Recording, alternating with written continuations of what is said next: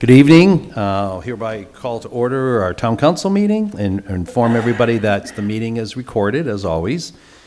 Tonight, we're going to begin with our regular council meeting, but after the pledge, I'll recess the regular meeting and then conduct the Rancho Sarita Community Facilities District meeting, which won't take very long. Following the CFD meeting, I'll reconvene the regular meeting, and that'll be after the invocation and the pledge.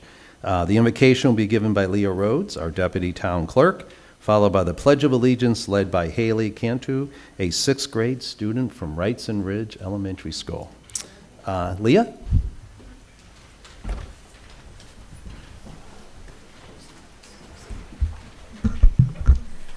Lord, thank you for bringing us to this meeting tonight.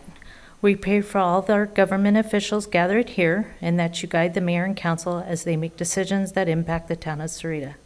Grant them wisdom to make just and fair decisions that promote the well-being and progress of our community, and impart your wisdom upon our activities so that our affairs may reach a successful outcome. Amen.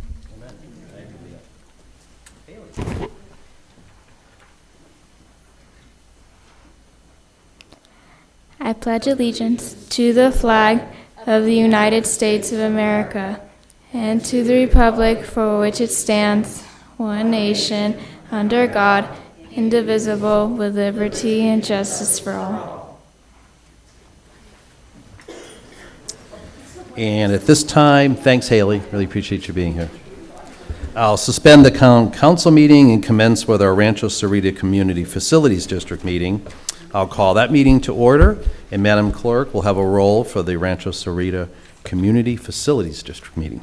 Board Member Bracco. Here. Board Member Davis. Board Member Gillespie. Here. Board Member Morales. Here. Board Member Priolo. Here. Vice Chairperson Egbert. Here. Chairperson Murphy. Here. Quorum present. Thank you. The next item is called to the public, but it's for the CFD, not the regular meeting called to the public. At this time, any member of the public is invited to address the district board on any issue which is on tonight's consent agenda or any issue which the district board can lawfully act upon at a future meeting. Pursuant to Arizona open meeting laws, the district board may not discuss items, but individual members of the district board may respond to criticism made by those who have addressed the district board, may ask staff to review the matter, or may ask the matter to be placed on a future agenda. I don't have any speaker cards for the Rancho Sarita Community Facilities District. Would anybody like to address us on that matter? Seeing no movement, I'll close the call to the public for the CFD and move to the item number 4, which is the consent agenda, and entertain a motion at this time. So moved. Second. All in favor signify by aye. Aye. Any opposed? Consent agenda is approved unanimously, and having no more further business for the CFD board, we're adjourned. And Madam Call, I am back to a roll call for our regular meeting. Councilmember Bracco. Here. Councilmember Davis. Councilmember Gillespie. Here. Councilmember Morales. Councilmember Priolo. Here. Vice Mayor Egbert. Still here. Mayor Murphy. Here. Quorum present. Thanks. Tonight, I have 2 presentations. First, I'll present a proclamation declaring February as Career and Technical Education Month to Josh Fields, who I've known for many years, with the Sahuarita Unified School District Director of Career and Technical Education, and then following it up with a presentation from the employer of the Guard and Reserve representatives. Josh, if you join me at the podium.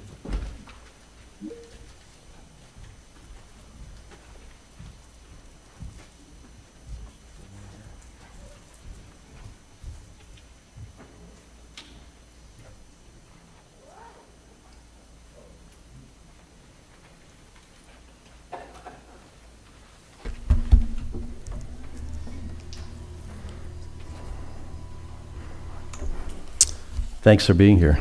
Appreciate it.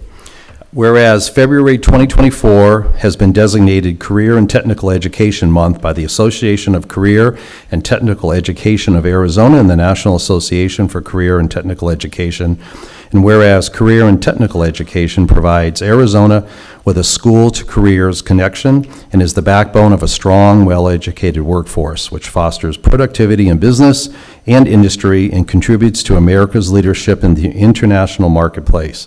And whereas Career and Technical Education gives high school and post-secondary students experience in practical, meaningful applications of basic skills such as reading, writing, and mathematics, thus improving the quality of their education, motivating potential dropouts, and giving all students leadership opportunities in their career fields and their communities.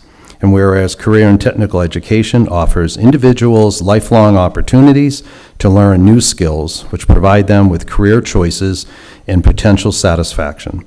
And whereas the best education for all students is a rigorous education that blends the essential contents of college prep studies with quality career technical education, and whereas the ever-increasing cooperative efforts of career and technical educators, business and industry stimulate the growth and vitality of our local economy and that of the entire nation by preparing graduates for career fields forecast to experience the most significant and fast-growing in the next decade. Whereas DECA, FBLA, FCCLA, FFA, and HOSA, do you know what all those stand for? Yeah. Okay, good.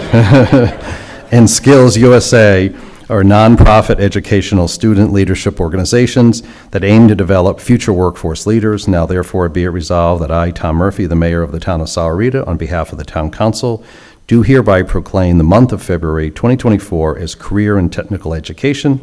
I urge all citizens to become familiar with the service and benefits offered by the community's career and technical education programs and to support and participate in these programs to enhance individual work skills and productivity, and testimony whereof I have hereunto set my hand and caused to be affixed the seal of the town of Sahuarita on this 26th day of February 2024. Congratulations, Josh.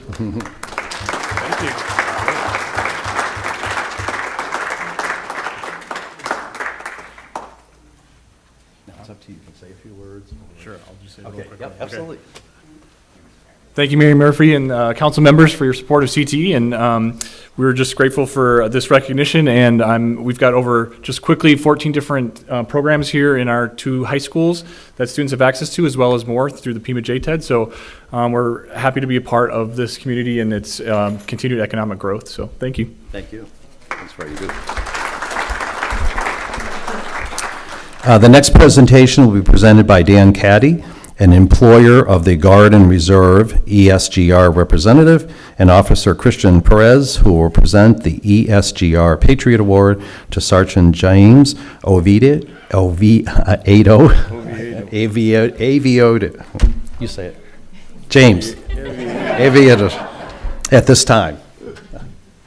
I've known James forever, and I butchered his last name. Well, I'd like to read, I'm Dan Cady with the Employer Supported Guard and Reserve, which is a Department of Defense program, all volunteer program. Every state has a similar program to acknowledge the employers that hire and maintain employment for Guard and Reserve members.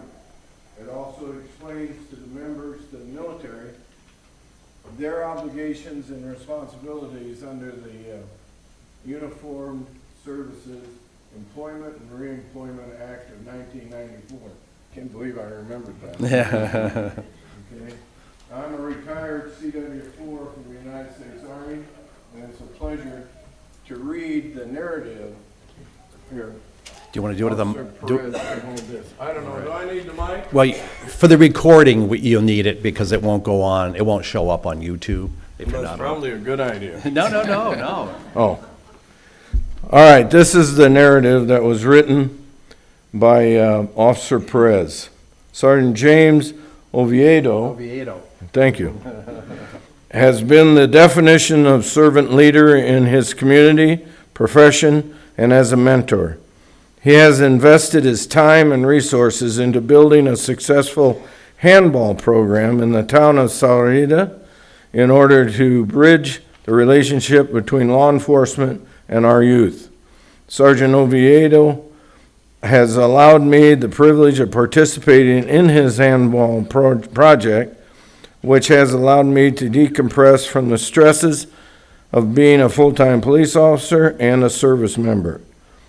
This sport has helped immensely with the mental health and combating the stigma of PTSD. I have been able to share this tool, handball, with my soldiers and have found this sport to build camaraderie within our company in the Arizona National Guard. While deployed overseas to Kuwait, this sport has bridged the gap between Kuwaiti nationals and U.S. service members. Sergeant Oviedo took it upon himself to supply my entire company and Kuwait locals with handball equipment at his own expense. Because of Sergeant Oviedo's donation and support, I've been able to train, equip hundreds of soldiers and Kuwaiti nationals with the ability to play the sport, which builds long-lasting relationships and brings strangers together, absence of any language barriers. Sergeant Oviedo has been a significant supporter of my dual service as a police officer and guardsman. He has sent several care packages, letters and messages, emails, and provided support on all levels when I was deployed. Sergeant Oviedo, as a retired service member, understands firsthand the difficulty when it comes to serving in the military and has made my service seamless by providing endless support. Sergeant Oviedo's relentless support contributes, I have to bring it up a little closer, contributes directly to my success as assured that I am prepared for my transition back into the workforce. Sergeant Oviedo has gone above and beyond as a supporter of my service in the Arizona Army National Guard. He is a true patriot. Sergeant Oviedo.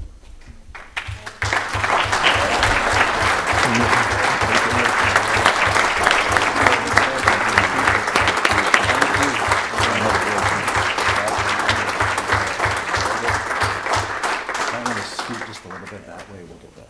There you go. There you go. Is that good? Thanks. All right. Thanks. You want to say anything? I'm good. You good? Thank Thank you, sir. Thank you.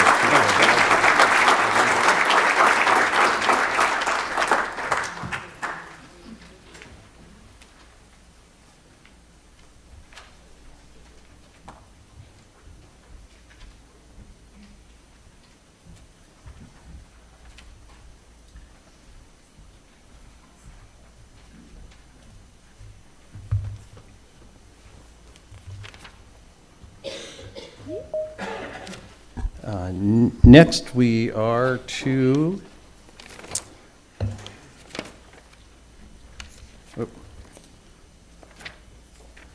Found my Item place. 6, Mayor. Call to the public. Oh, thank you. Call to the public, yes, that's where we are. We still provide the option for a spokesperson to speak on behalf of the group. I'm willing to grant a spokesperson the opportunity to speak for a maximum of 10 minutes on behalf of a group of 10 or more individuals present at the meeting. If you are acting as a spokesperson, please kindly indicate so by checking the designated checkbox on the speaker card when the spokesperson's name is called. I will also request that the group be being represented stand. Of course, additionally, we'll extend the invitation to any member of the public to address the town council regarding any topic listed on tonight's consent agenda or any issue the town council is legally permitted to act upon in the future. As per the Arizona open meeting laws, the council cannot discuss these matters. However, individual members of the council may respond to criticism made by those speakers, request staff to review the matter, or propose adding it to a future agenda. And I have a few this evening. The first one is Ms. Bryceland and Sullivan. If you would please come to the microphone.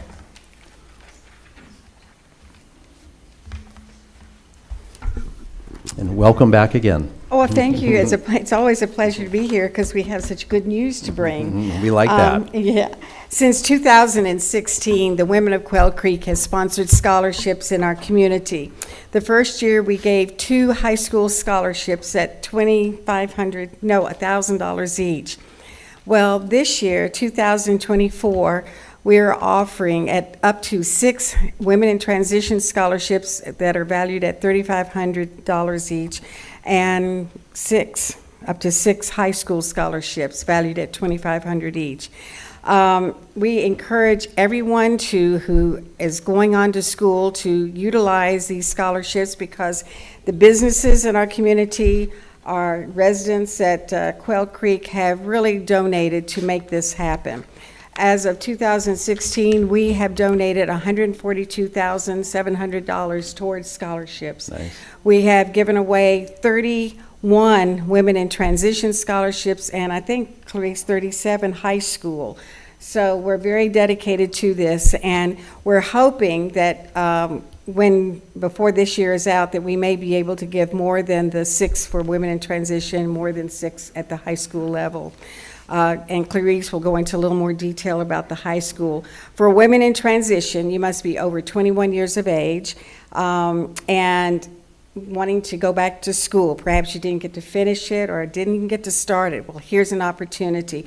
And we have some great schools. And the scholarship money is sent directly to the school. But Pima Community College does an excellent job. University of Arizona, Arizona State, just excellent schools. So if you know of any family member or you that have an interest in, again, returning to school, take a look at this scholarship.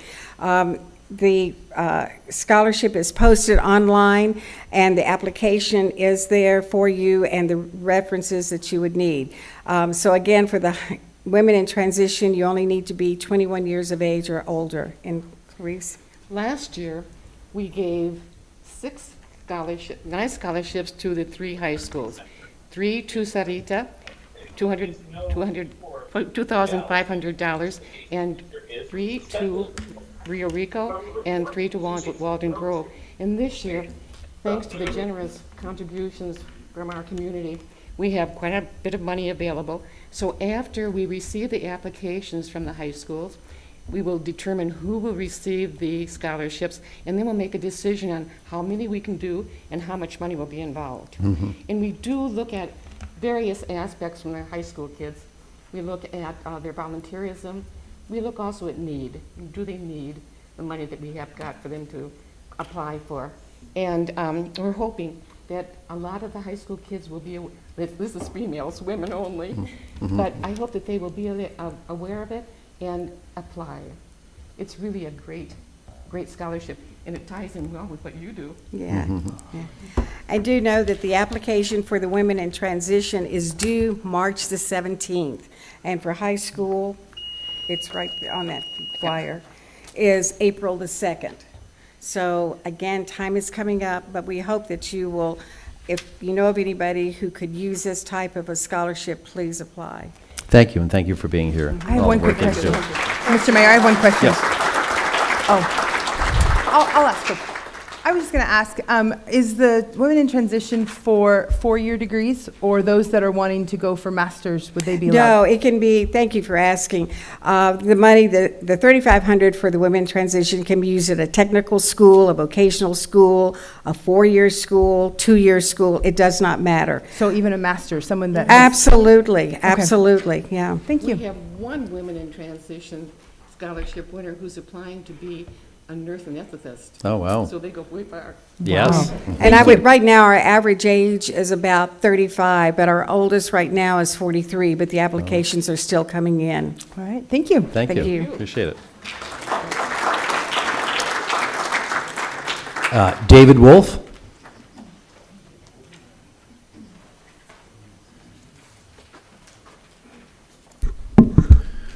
Good evening, Mayor. Good evening. Council, staff. I wanted to talk a minute about, provide a little visibility to a different issue, which is sanitation here in Sahuarita. We have in Quail Creek, and this is probably true in many of the POAs or HOAs, multiple private trash and recycle companies that pick up Waste Management, Republic Services are two of the multi-billion-dollar companies, not quite as big as Vulcan, but they're pretty big. And I know, I read the minutes of your retreat and another meeting, and you are actively working.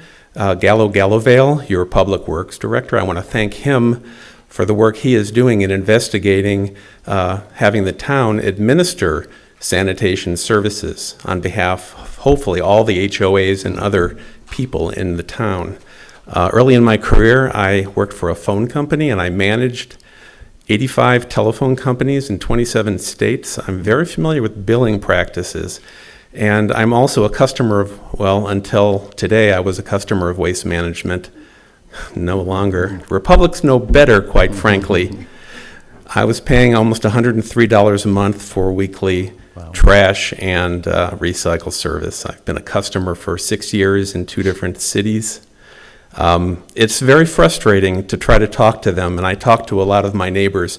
I started collecting invoices, and I got on the phone with their retention department. They almost laughed at me and told me they wouldn't adjust mine at all, even though I'm paying 40% more than 10 other invoices. The inconsistent billing practices are ridiculous, and I'm really encouraged, and I hope that Mr. Gallovale is successful in coming up with a recommendation that you can implement. I used to live in the city of Goodyear. I connected him with the superintendent of sanitation there today, and I know he's also looking at Queen Creek for good models of how to do this properly. So I'm encouraged, and I want to thank you all for working on that. Thanks, Mark, for being here. Appreciate it. I'm Dave, but thank you. Oh, Dave, sorry. I'm going to thank Mark, who's coming up right now, Mark Provo. I was too far ahead of myself. Well, I'm glad I made it at all. Good evening, Mayor Murphy and council. I'm Mark Provo, a resident of Quail Creek, a troublemaker, I guess. You can tell by the red shirt.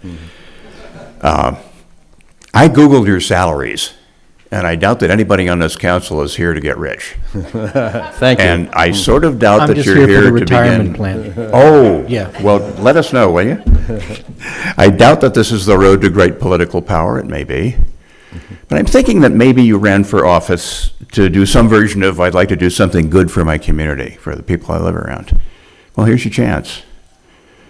I've heard rumors that the Vulcan plant is a done deal, that it's a huge company with a lot of lawyers, And Arizona law pretty much says that it will come in here absent some horrible finding, and that the council will have very little to say about that. I hope that is not true. I think there's an issue of right and wrong here.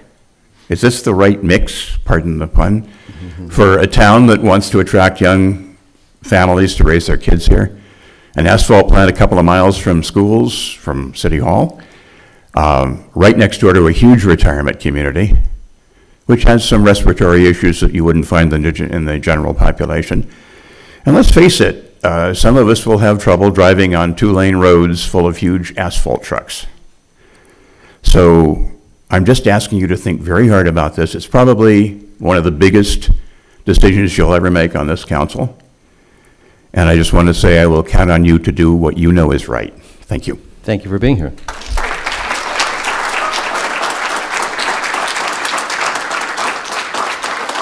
I'm just going to go with Dr. Joy, if she would like to come. And please pronounce your last name. Thank you. That's why. Yeah, say it again in the microphone, because I wasn't going to try to butcher another name tonight. Hi, I'm Dr. Joy Bodziak. Bodziak. I'm a clinical psychologist and an author living in Quail Creek.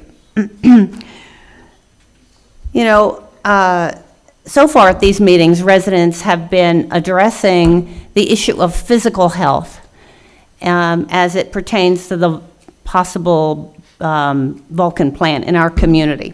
But tonight I'd like to talk a little bit about mental health, the impact on mental health, as well as life satisfaction and overall well-being. So it's well known that research links worry to negative health consequences. And these include heart disease, heightened cortisol levels, lower immune reactions, insomnia, and even mortality. Basically, worry impacts or impairs the quality of life by prolonging negative emotions. When you're worried, that continues, those negative emotions continue. So when we're worried and anxious, we call it being stressed out. And the typical reaction to stress is what we call the fight or flight phenomenon.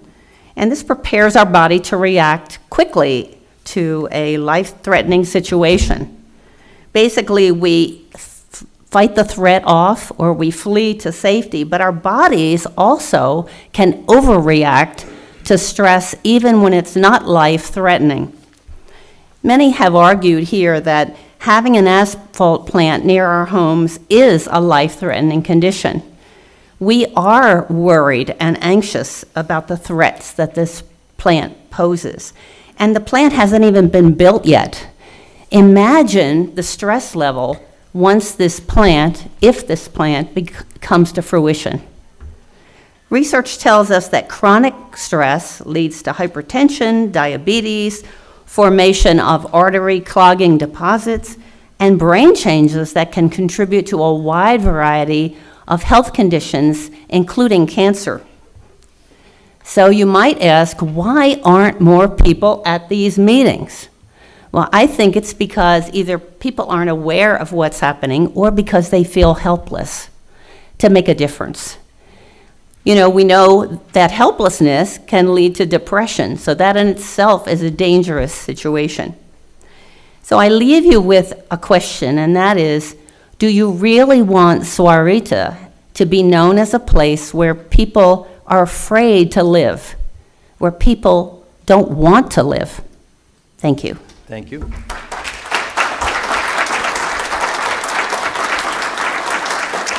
Connie Vaughn.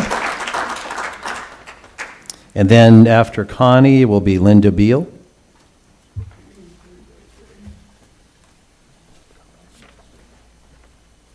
Mayor Murphy and council members, I'm Connie Vaughn. I live in Quail Creek. I'd like you to consider something as I go through 3 questions. Is Vulcan a good corporate citizen? Question 1, what do 7 cities and 1 state have in common? They all have Vulcan Superfund sites. One of them has an Vulcan asphalt site. Last year when I presented, instead of 8, Vulcan only had 6. So they now have 2 more. Will Sahuarita be added to this illustrious list of Superfund sites? Question 2, why is the state of New Jersey suing Dow, Farrell, and Vulcan? On March 23, 2023, the state of New Jersey sued Dow along with Farrell and Vulcan Materials for widespread dioxin contamination across New Jersey, in their water systems, in their lakes, their water tables, and their rivers. The suit alleges both environmental and consumer fraud.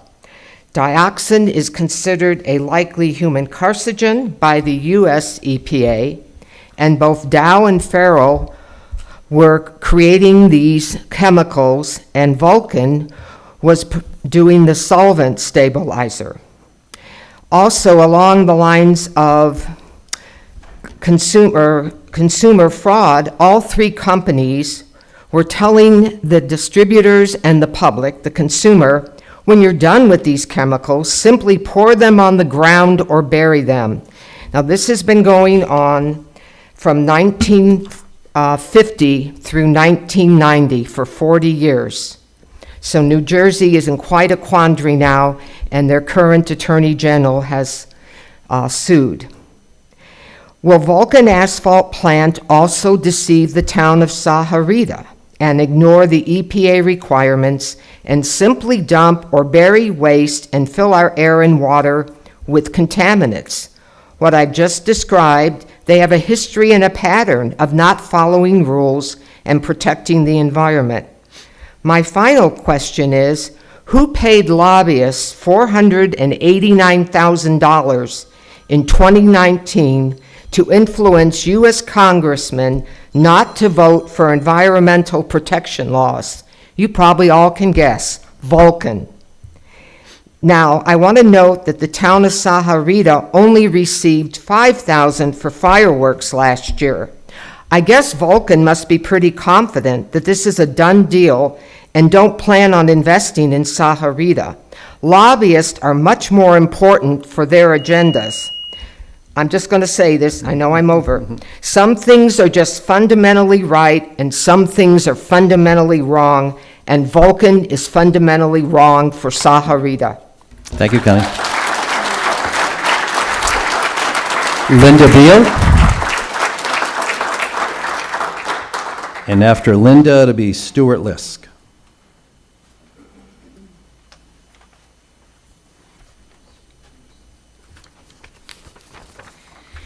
Mayor Murphy, council, staff, I'm Linda Beal. I live in Quail Creek.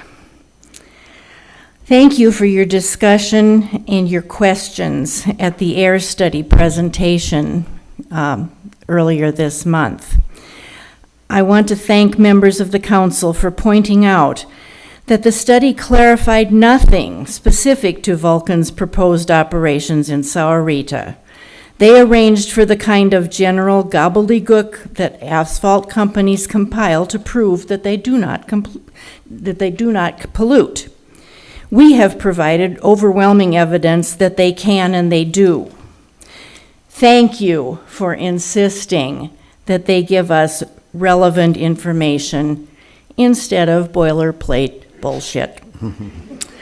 I also want to thank Mr. Palladini for clarifying that the council is entitled to use common sense to consider their constituents as well.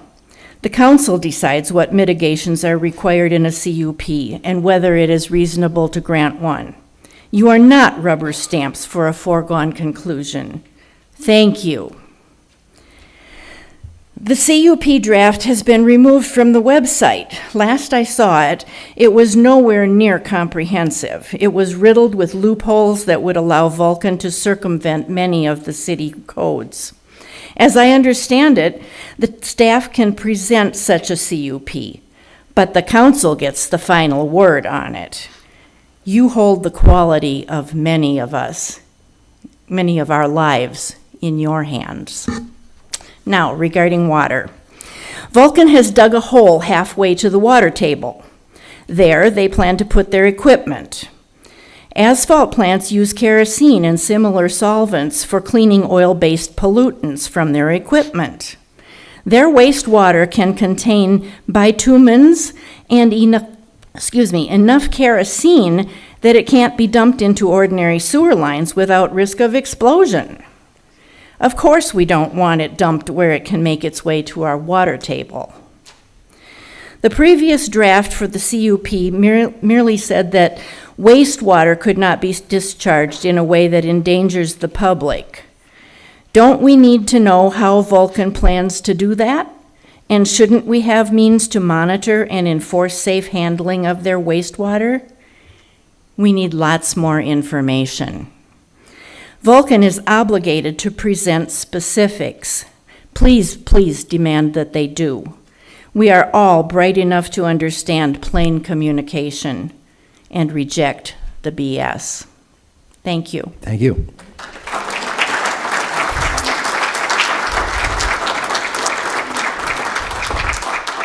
Stuart Lisk. Mr. Mayor, council, staff. First off, I want to thank staff, city, council, everyone involved for getting the light working on the corner on Nogales and Quail Creek. I know based on a recent article that appeared, I believe, my name's Stuart Lisk and I live in Quail Creek. Sorry about that. That's okay. In any event, I know there was a recent article that appeared in the paper that it wasn't supposed to get done until April. So this is this is just great having it come out this much sooner and earlier. So for anyone and everyone that was involved, thank you for getting it done. With that in mind, though, I want to come back, now that it's there, for you to consider putting in that left line turn that goes into the left lane from Old Nogales into Quail Creek, just like you have even in front of City Hall here.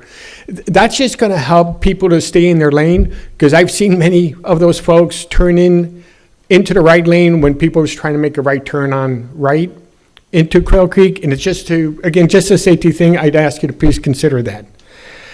The other one is more for a safety perspective. If you walk along the extension, that new walking area, and you have those two lanes, when you get up closer to Circle K, there's a pedestrian crossing.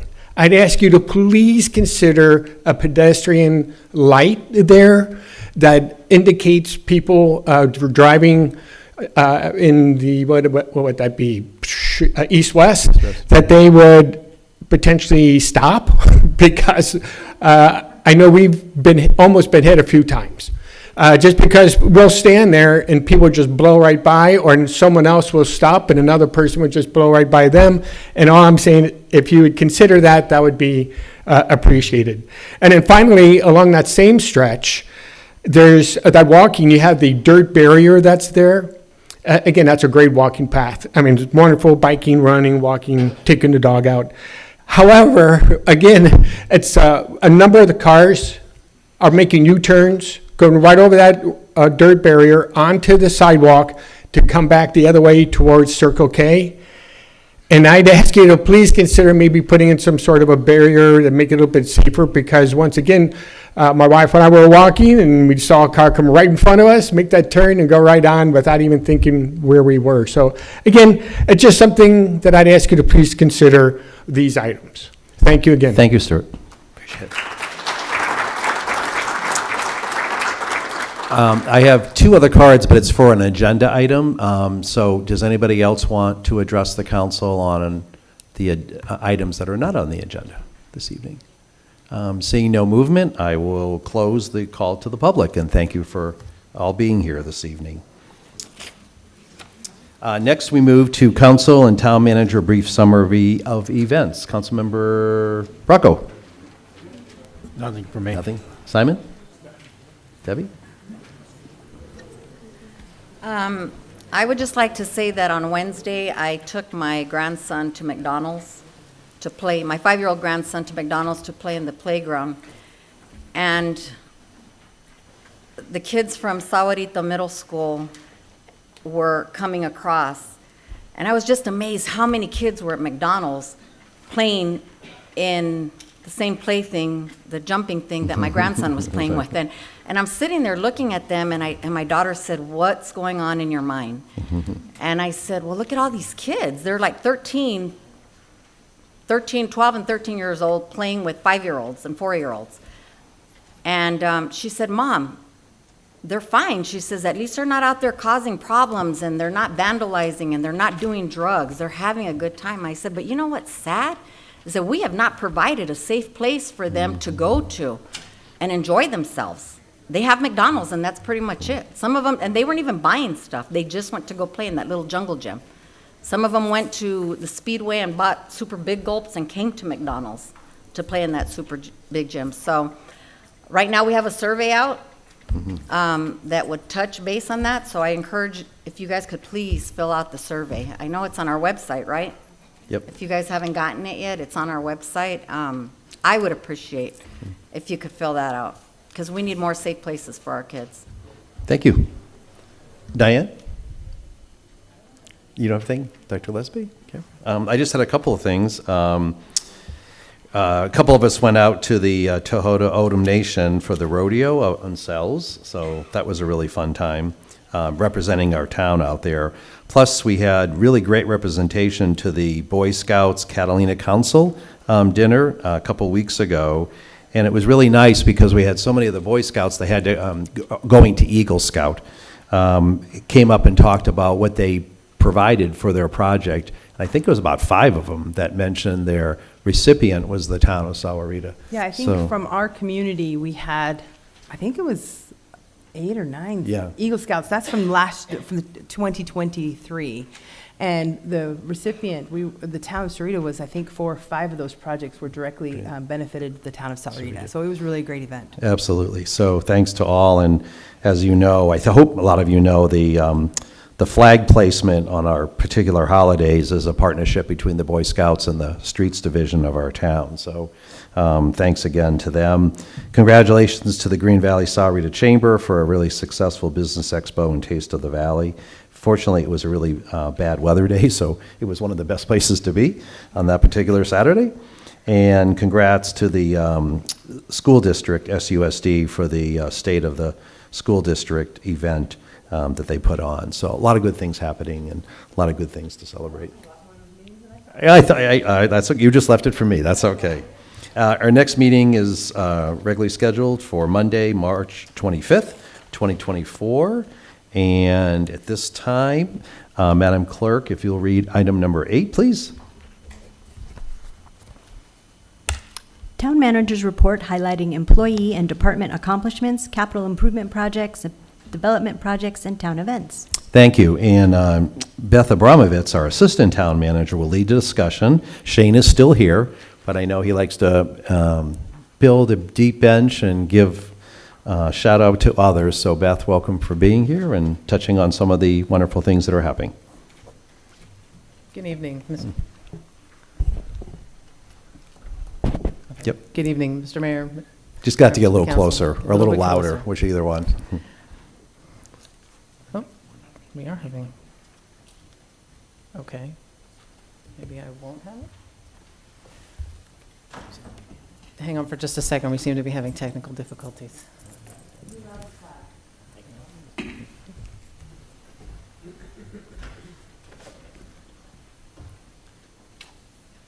We're just Now we having a found very the flag. patriotic evening. We just wanted to underscore the importance of our Of IT and nation's the flag. investment in IT? No, the Oh. nation's flag. Oh, well, thank you. Nation's flag. And the 214 flags that are flying. line our streets, so we're giving homage to each and individual flag. That makes 215 right there.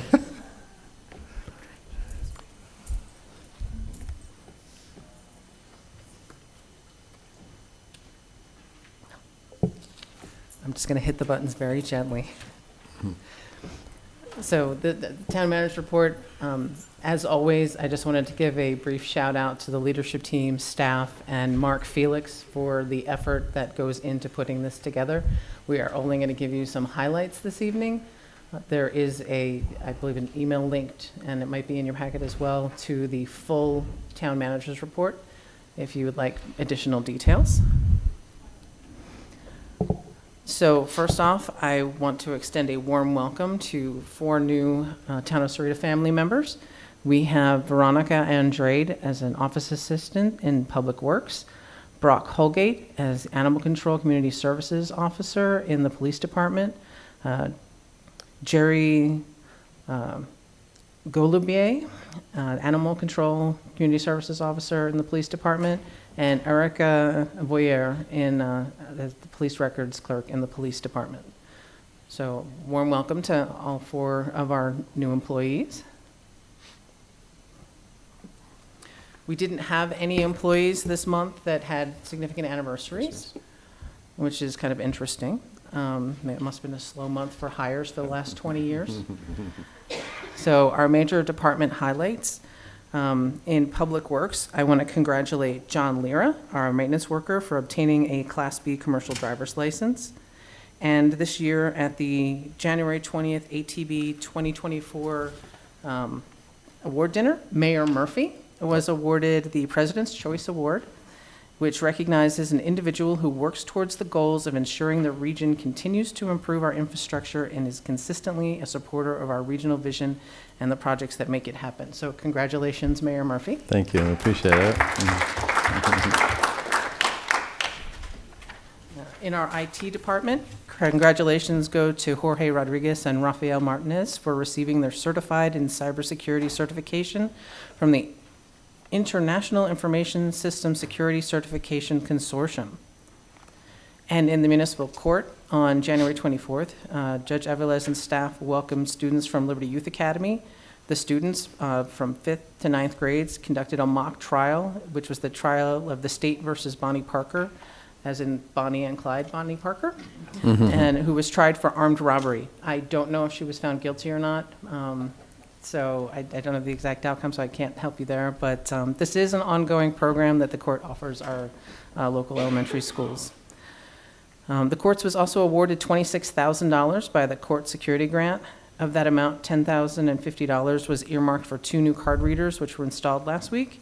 And this allows more security for staff when a defendant is in custody and being transported in person to court.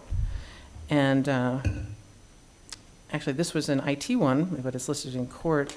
But it's for municipal court. So the Arizona Light and Sound is close to completing the audio-visual upgrades for courtrooms 1 and 2. So this will be completed this week.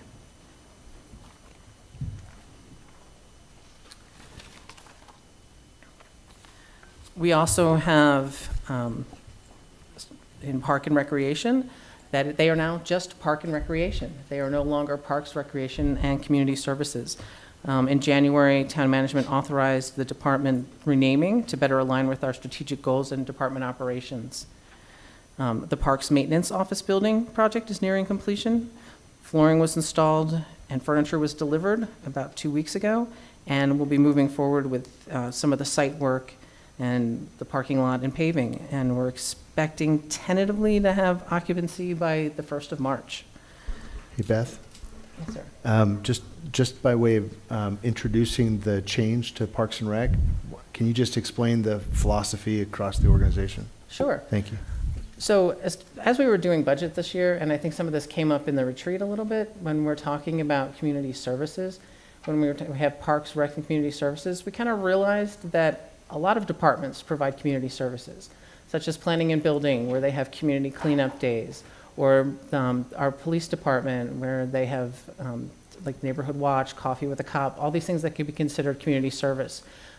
For Public Works, they work for the grease recycle.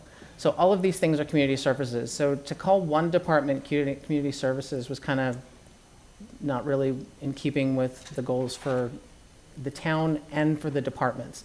So it's because community services was spread across all the departments, we decided to take the community services off of just the one department and allow each department to have their own community services section and continue doing the community services that they were doing before, rather than trying to consolidate them all in one location.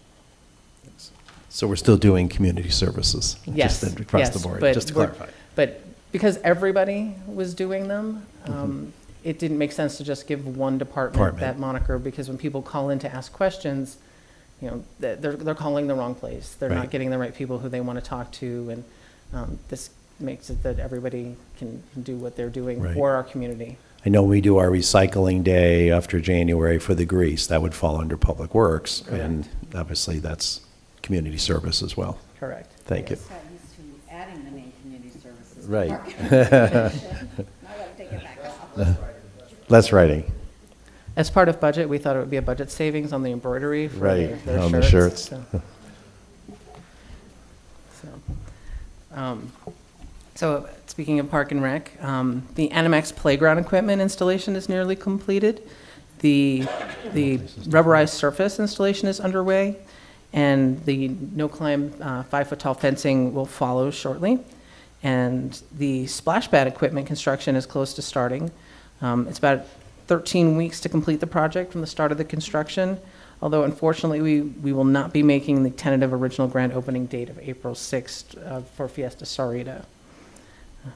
But on the bright side, Lily Nelson has begun working with the events team and the townwide communication effort to plan for the 30th anniversary of the town and some exciting Fiesta projects. Some of the Fiesta-related projects include Fiesta shirt design, the Spike mascot rebrand, Faces of Fiesta promotional video series, commemorative swag and coloring book, stylized event maps and scavenger hunt, and additional event signage. So Parks and Rec is very excited about all the plans the team's making this year to make Fiesta extra special. Beth, I saw the picture up there, and just to clarify, the playground will probably be open once we get the temporary fence while the construction of the splash pad continues. So we're not waiting until the splash pad is finished before we open up the playground side, correct? I don't believe Devin is in here. That is yeah. correct. So. Thanks. I was just thinking about places to play safely. That was brought up earlier. We So. actually did go there on Wednesday also. Look at it. Yeah, I'm really tired of chasing you out of McDonald's. That's right.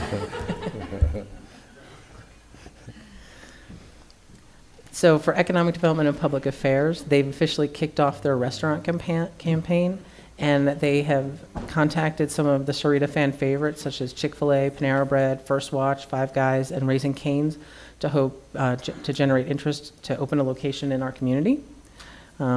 Alex, our economic development specialist, participated and successfully completed the basic economic development course, which provides attendees with a foundational understanding of economic development to grow and enhance community wealth, attract and retain jobs and investment, improve quality of life, and contribute to a strong tax base. And Hillary Potter, our Grow and Sarita business coach, attended the 2024 GVSCC Business Expo, and our community survey intended to gather resident insights regarding the 2024 bond project. Received more than 800 responses in just the first 24 hours, and as of an email I believe we received today, we have over 1,400 survey respondents at this point, and the survey will close on March 1st. Thanks. I just want the council to know our target was 1,000. Right. So that's over the entire period. So we are doing extremely well in terms of getting the public to weigh in. Thank you. Thanks. So for our capital improvement project updates, the Pima Mine Road multi-use path project is progressing as planned and is expected to be finished by the end of February with greatly enhanced drainage and safety for everyone using that path. The Avenida Mitla Hawk Crossing includes new equipment for this pedestrian hybrid beacon hawk signal, which is planned for Rancho Sarita Boulevard and Avenida Mitla, and will be installed at the end of March. We're also doing a before and after study to compare the yielding behavior for the pedestrian safety for the hawk versus what's out there right now, which is it's an RRFB, and I'm trying to remember, it's a retro-reflective flashing beacon, I believe, is RRFB. And there have never been opportunities before to directly compare the safety and efficiency of a hawk versus an RRFB at the same location, so this was a really exciting opportunity for the town of Sarita to be a part of. And for Walden Grove at the entrance to the high school at Sarita Road and Sarita Park Road, every year we do a traffic signal warrant analysis at this location to determine if it warrants a traffic signal. And this year, for the first time ever, 3 of the warrants were met for possibly needing a traffic signal. So our town engineer has recommended installing a signal. we've requested a proposal for plan development and an engineer's estimate of probable cost. And as the traffic signal is based solely on the traffic generated by Walden Grove High School, Public Works has reached out to partner with SUSD for funding for the proposed traffic signal. And so far, they've been amenable to cost sharing with us. Can I ask a follow-up question really quick? Yeah. Is that on our town boundaries? Yes. Okay, so it's Yep. not Pima County or, No. okay, just wanted to verify that that actual location, we Yes. can do that on, okay. Yes. And then finally, for Public Works, what we've all been waiting for, the Quail Crossing Boulevard extension, that the signal went into stop-and-go operation on the afternoon of February 22nd. So that was a much anticipated and waited for moment, and through a lot of coordination with UPRR and town staff, it was operational on that afternoon. I know that Public Works has had some staff out there since then, working with Sarita PD to do some final tweaks to that location, and I'm sure we'll be doing a few more as people get used to the new traffic signal and the operations out there. But it is operational. So, and then last but not least, for our planning and building, for the Vulcan CUP, that Vulcan will be revising their air modeling report and providing additional information on soil and groundwater based on feedback that was received at the 212 study session. So we hope to have that information in early March. And with that, Any questions from council? No. Thank you, Beth. Appreciate it. Thank you. Next, Madam Clerk, is item number 9.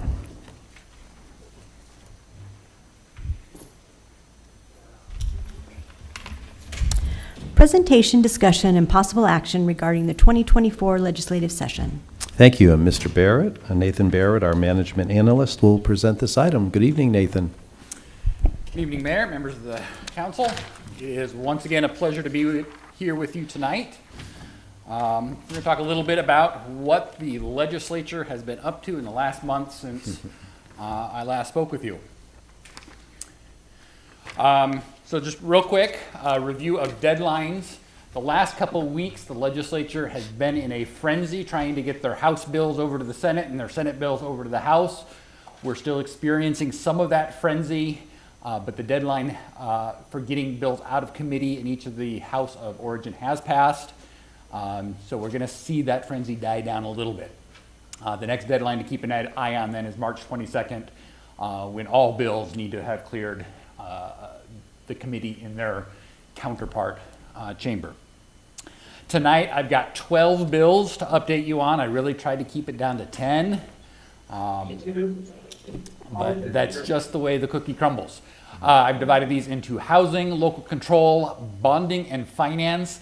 And then because I don't want to leave you on a depressing note, I'm going to give you a quick update on a super special bonus bill that's rather exciting to me. Gives you something to look forward to. Okay, so housing. As I had mentioned last month, this is a Hydra rather than last year's Titan. In conversations with Karen Cruz. Oh, by the way, Karen Cruz is joining us remotely. Are you there, Karen? I am. Okay. Oh, welcome, Karen. So at the end of this presentation, we're going to turn some time over to Karen for Karen's Corner, in which she'll give us some of the hot goss going on at the Capitol, as well as what she's hearing about the budget process. Okay, so back to our regularly scheduled update. Housing. Even for people like Karen who have been doing this for years, this year's hydra of housing bills has been very difficult to keep track of. Each bill does something small and annoying, and we're trying to beat down each of these bills. Some of them are passing with more drama than others. HB 2096, for example, actually failed its first try at passing out of the House. The sponsor made a motion to reconsider. That motion passed, but we have not yet seen this bill take a second try to pass out of the House. Similarly, HB 2570 on home design restrictions and prohibitions. That one did pass the House, but there was a little bit of interpersonal drama involved in that. I'm not sure if there's a better way to characterize that without going into a lot of details. But some of the legislators who voted for it in the House and got it passed out of the House felt that subsequent actions on this bill did not meet with what they were promised. So, housing, it's dramatic, it's exciting. Karen and I are doing our best to keep on top of that. And there's a slate of bills on legislative control. Legislative control. At this point, Karen and I will be dropping our tracking of HB 2125. This bill received an amendment that limits its impact only to Maricopa County. Otherwise, what it does is requires an annexation petition to get 60% threshold rather than the 50% threshold. But now that's only a hurdle that cities and towns in Maricopa County would have to hurdle over. Just quick update, 2275 settlement agreements. This would put the state of Arizona in a position to veto, for lack of a better word, settlement agreements between towns and in litigation. Not a great look, I don't think. 2325 is the infamous chicken bill. And 1665 is interesting in that it would allow developers to engage the services of a third party for permit review if a municipality doesn't get that permit review quickly enough.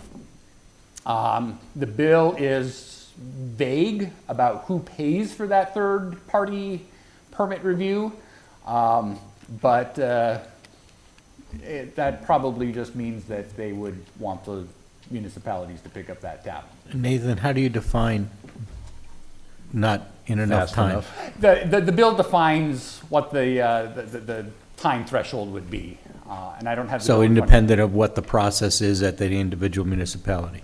Yeah. And their timeline? Yes. That's And Karen, nice. correct me if I'm wrong on that.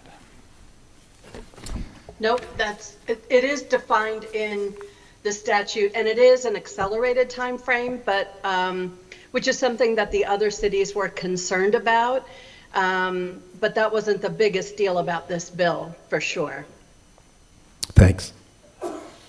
Okay, finally, a trio of bills on bonding and finance. 2719 is my biggest concern. I've told Karen, let's expend some political capital on this. Let's squash it if we can.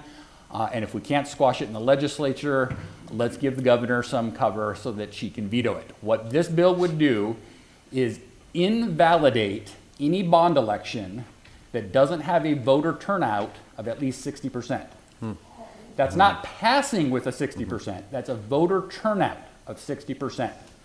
I had Ray, our intern, look into the history of elections in the town of Sahuarita. And do you want to know how many elections in our entire history, in our 30-year history, have had a voter turnout of greater than 60%? Most of them are 25 to 27%. Right. I'd say, Sorry, I jumped the gun. yeah, I was going to go with 0, so. One, that was in 2000. Those of us who were of voting age in 2000 remember that one was a fairly dramatic year of elections.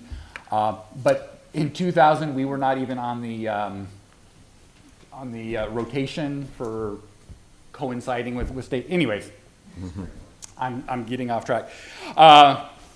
So yes, this is our highest priority right now is to squash this, especially with the discussions that we've been having about a possible bond election for the town.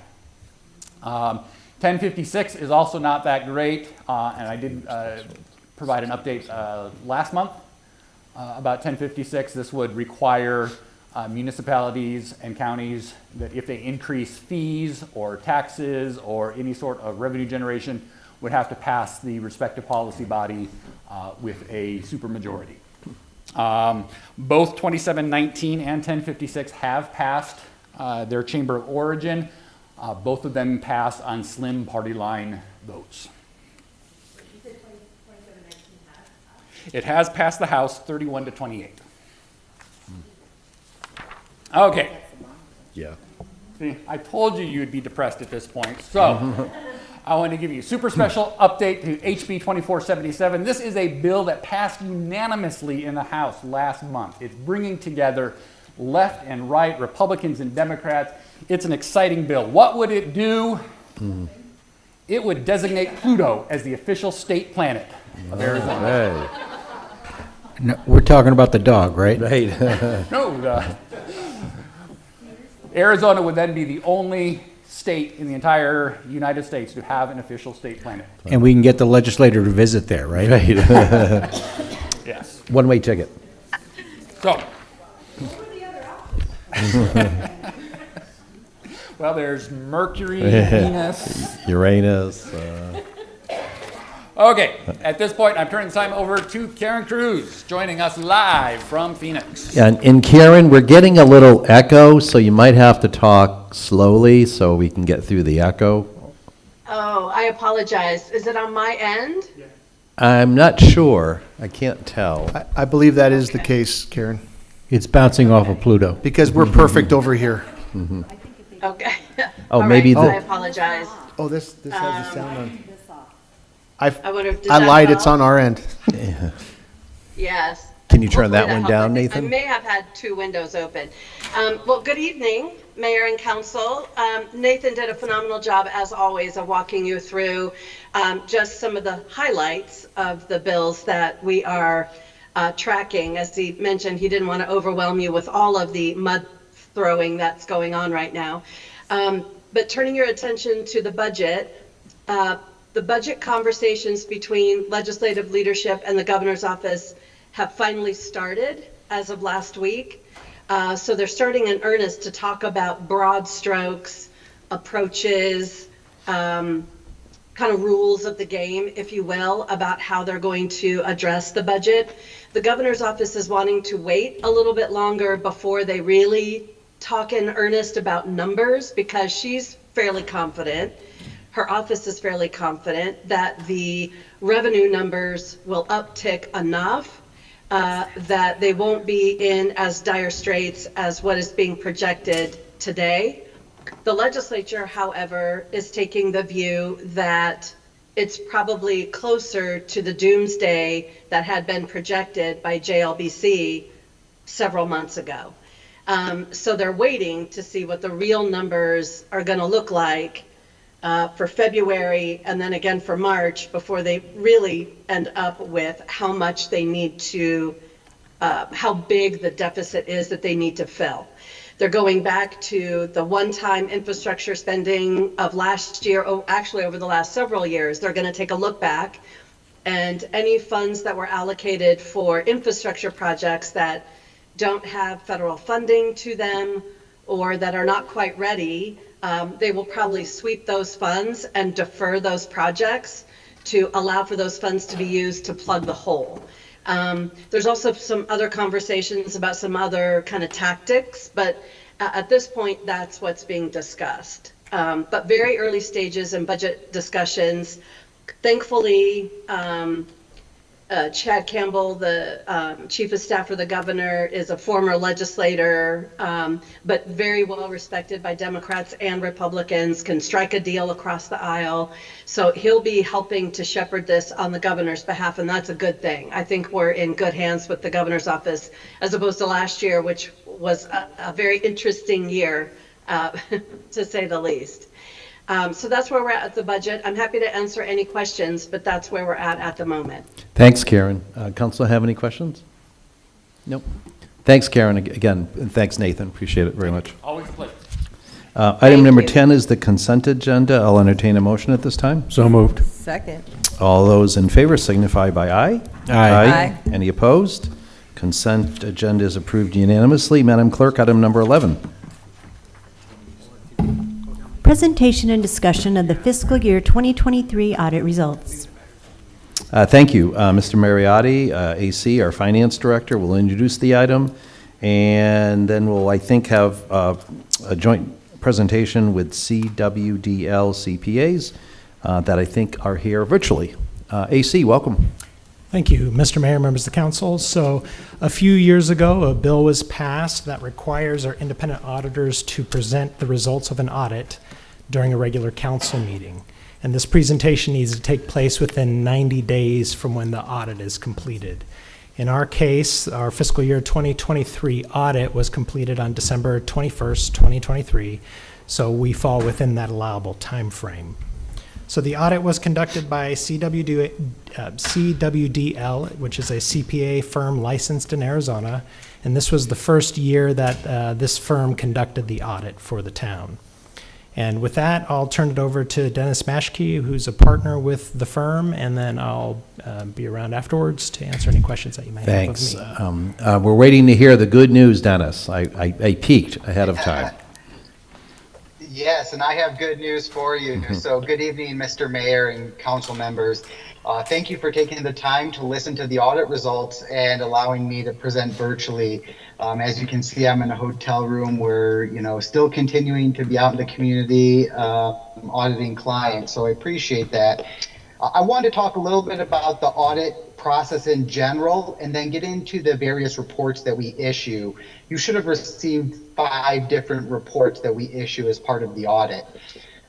When we do an audit, we use a risk-based approach, and what that means is that we talk with management, we look at the account ledger and details, and we audit or target those areas that are material or that are significant to the town's operations. And then also consider any new GASB statements that are upcoming during the current year. And so as part of the audit, we come out for a week of on-site field work. I would say about 6 weeks before that week of on-site field work, we're doing our preliminary analytics, asking a lot of questions of management in the town, and they're pulling records for us. As AC mentioned, this is the first year that CWDL has done the audit. So in a first-year audit, we're asking a little bit more questions because we need to get that baseline of information. And so we really appreciate AC and his team's time in working with us to get a lot of that information. And so we do an on-site field work. 4 days we're on-site looking through the records, and then, like AC mentioned, it takes us about 6 weeks to finalize the reports and got them issued by the December 31st deadline for the financial awards. So just to go through each one, I'm going to go through each report at a high level. The first one is the annual comprehensive financial report. That's the large document. That document has 3 different sections. The first being the introductory section. This is a section that shows the awards of the financial statements and also a narrative by town management that kind of goes through the things that have happened during the year and trend information. The second section is called the financial section, and at the beginning of the financial section is where you will see the audit opinion letter, and we issued an unmodified or clean opinion on the financial statements. Following the audit opinion is management's discussion and analysis. If you're going to read one section of the financial reports, that's what I would read, is the management's discussion and analysis, because it really gives you the trend or the changes in activity from one year to the next. Following that MD&A are just the financial statements themselves. And then the last section in that report is called the statistical section, which shows different 10-year trend information on the revenues, the assets, property taxes, other types of information. The second report that we issued was called the single audit report. Any municipal entity or any entity that has over $750,000 of federal funding needs to have a single audit report filed. And because of the additional COVID-19 funding, we had to perform a single audit this year. So we tested the state, local fiscal recovery funds, and we had no findings, no material weaknesses or significant deficiencies to report within the single audit report. The third document that we have is the HERF report. That's just our analysis and testing of streets transactions. And again, we had no findings there as well. The fourth report is the expenditure limitation report that goes through and shows that the town is under their expenditure limitation. And lastly, we have a letter called the governance communication. This letter just goes through some of the highlights of the audit process. We talk about the new GASB that was implemented for subscription-based software arrangements. This GASB, what it did is much like leases where it recorded those on the capital assets and amortized them. This is doing the same thing, for subscription-based software arrangements that are over 1 year in nature. And then we just go on to talk in the governance communication that we had no disagreements with management and that it was a smooth audit process. And I'm opening up for any questions on the audit. I don't have any, being based that it was a clean audit. Any to my left? Any to my right? Nope. Thanks for working with us, and thanks, AC, and your staff for another award-winning audit, so we appreciate that very much. Thanks, Dennis, for joining us tonight. Thank you. Madam Clerk, item number 12. Presentation and discussion regarding the Arizona State Trust Land Hazard Information Project. Thanks. And Ms. Cassidy, Anna Cassidy, our Planning and Building Director, will introduce the item, and then Amanda Stone from ADEQ, Deputy Director, will present the item. Good evening, Anna. Good evening, Mayor Murphy, members of the council. Tonight we have a presentation on proposed hazard information signage. A bit of interesting Sahuarita history that a lot of people don't know about is that there used to be an Air Force range right here in Sahuarita, mostly to the east of our town limits, but also partially within. In fact, Sahuarita Park Road, the diagonal road just to the east of the town limits that leads to Walden Grove High School, is an old Air Force range runway. Bombing and gunnery training were conducted here from 1943 to 1958 in the area that we currently refer to as the Sahuarita FUDS, or formerly used defense site. Tonight we have Amanda Stone, the Deputy Director at the Arizona Department of Environmental Quality, presenting for us. Also attending in person, we have several people who can help answer any questions that the council might have. From ADEQ, we have Karen Harker, the Federal Projects Unit Manager, Barbara Boschert, Community Involvement Coordinator. From the Arizona Department of Administration, we have Keith Johnson, State Risk Manager. From the Arizona State Land Department, Steve Rusecki, Natural Resource Division Director. And from the U.S. Army Corps of Engineers, we have Harry Hendler, the FUDS Program Manager for the Los Angeles District. So welcome to our speakers and our guests tonight, and I will hand the mic over. Thank you. Amanda, I'm assuming you're going first. Mr. Mayor, Council, good evening. Thank you for the opportunity to be here this evening again. I'm Amanda Stone. I'm the Deputy Director at ADEQ. And you heard all the names of all the colleagues that are here with me this evening. And it was a great introduction. I want to share with you just some information about a voluntary effort that the state is undertaking to ensure that the people in your community and neighboring communities are aware of some hazards that have come to light recently. And you should have in front of you a pretty detailed slideshow. I promise I will not read it to you. But there's a couple highlights that I wanted to share. Let's see here. I'm going to start with a map. This will look very familiar to you. It looks familiar to me. I live just south of here. The area that we're speaking about tonight is a piece of property owned by the Arizona State Land Department. It's about 27,000 acres, and it's right now it's being used mostly for grazing. And this site is not unique in Arizona. There are literally hundreds of formerly used defense sites in Arizona. What is unique about this site is its location. Not necessarily the hazard on the site, but the location. You have a very prosperous community that's growing. And so we're handling the potential risk associated with this site in a slightly different way than we have with a lot of other sites in Arizona. The state is actually not the lead agency for identifying these risks and mitigating the risks. That's actually the U.S. Army Corps of Engineers, and they're here in person, as you heard. So they're the lead agency. We are taking, on behalf of the state, a voluntary action to just notify the community.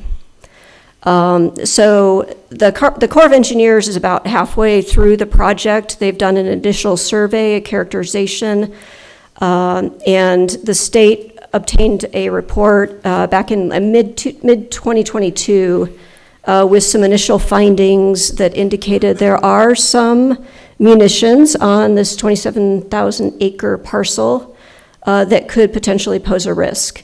People are on the property, it's being used for grazing, there's been hunters on the property and other use, sort of mixed use of the property. And so we're undertaking a voluntary effort, as I indicated, to install some signs so that folks that are accessing the property on a regular basis are aware that if they see munitions on the property, they should not go and lift them, move them, touch them, interact with them in any way. And so the project we're undertaking is about 100 warning signs. It's not a fantastic map, but you can see where we're going to be installing the signs, and we're also going to be installing 2 kiosks that will have more detailed information about what to do if you are out in the area and hunting or have access to the property and you see munitions, what you should do.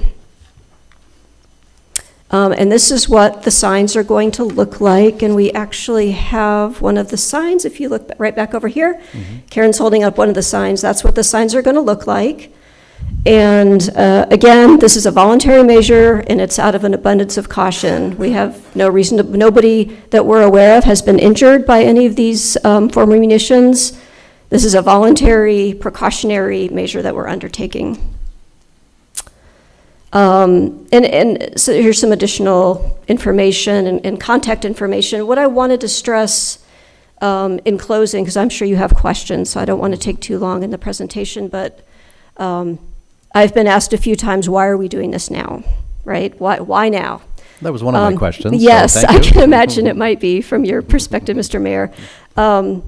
So there's a lot going on in this community, and we've been observing the prosperity of your community and how it's growing.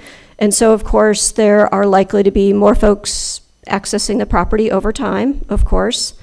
We also, as I described earlier, we were in receipt of that 2022 report that indicated that there are munitions, some former target munitions on the property. And so we know there is not a high risk, but there's not a zero risk either. And so that report became available in June 2022, and we've been working with the Corps on accelerating this project. But it could take another 5 to 10 years before all of the munitions are identified and removed from the property, and we don't feel that that is, we want to make sure that people are aware, and we don't want to wait 5 to 10 years to notify. So we're aware that there might be some minimal risk. We want to make sure other folks are aware as well, so that they can take appropriate cautionary actions. Right. So that's kind of the why now. Yep, thank you. Councilman Brucko. Yeah, so, test, okay. Yep. So, there is going to be an active program to clean this disaster up?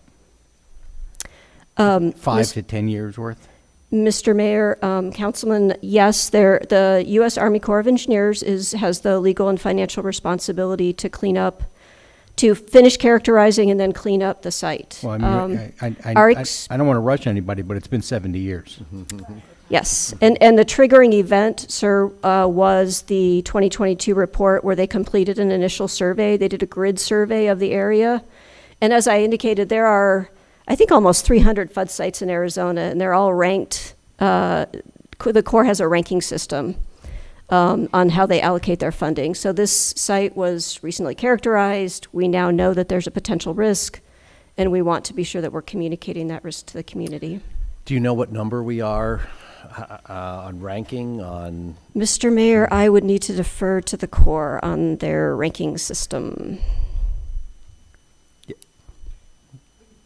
Yeah, we can. As soon as a cow ask. blows up, then we'll know. Right.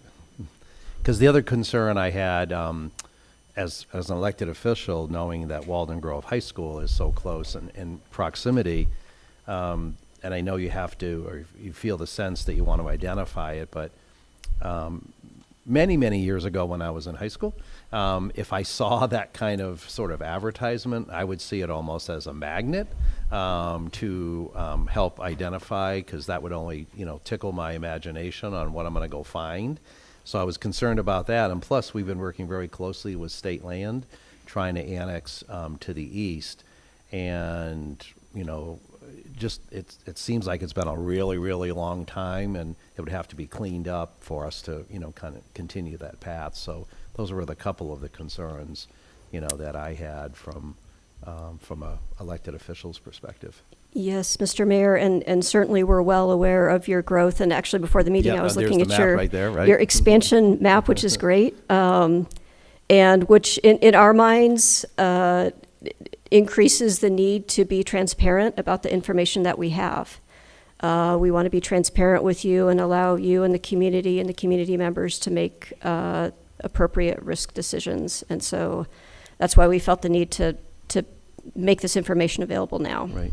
Do we know, because I don't, is it already fenced off as well as the signage, or we're just going to rely Portions on of just the signage? portions are fenced off, portions are not fenced off, as I recall. Is that accurate, Karen? Yes, portions of the site are fenced off. It's grazing, a lot of it's grazing land, so it's fenced off because of the grazing activities that are occurring. And then portions of it are also a utility corridor as well.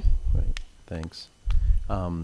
I don't know if the gentleman wanted to address the ranking of the importance or lack thereof importance on Sure. the different sites in Or Arizona. providing us a bunch of debt cord. Good evening, Mayor, Town Council members. My name is Harry Hindler. I'm with the United States Army Corps of Engineers, Los Angeles District, and I'm the FUD's Program Manager. So, as Amanda Stone has articulated, there's about around 300 FUD sites, and they range in different levels of risk. And how we rank that is based on the types of releases that occurred when DOD either leased, operated, possessed, or controlled the property.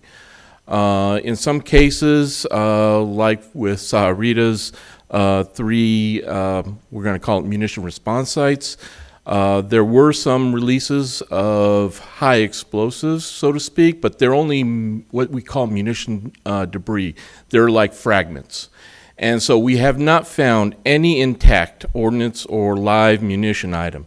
The other items were practice munitions, which are basically inert for our crews, our soldiers to train with.